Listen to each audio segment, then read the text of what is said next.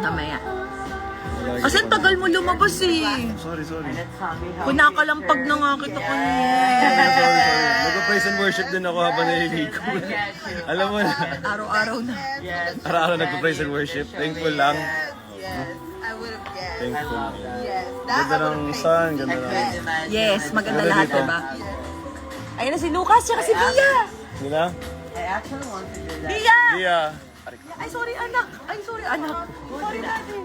She can't Bia go and... to her Yes! Hi guys! Say hi guys! Right here.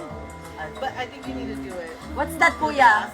I'll try this. Yeah. Because you have the We're almost there. It's You have the the last. It's Ano tropical. tropiko? Tropiko. Diba yung mga anak ko favorite din ng Bini. We're coming out to August. August, September, October. Oh yeah, 4 months before. Bia, say hi! Doable. Bia, can you say hi? Thank you. Arte. How to say sorry? I thought she was going to say, I don't say. Again. Arte. Arte! Who's prettier? Yeah. Who? Nang Aura. Hindi ko alam anong binigay ni Aura kay Bia para mabudol niya ng kahit ako mas maganda daw si Aura. Who's prettier? Kailan eh. Who's prettier, Bia? Mommy or Nang Aura? One only. Mami o Nang Aura? Nang Aura.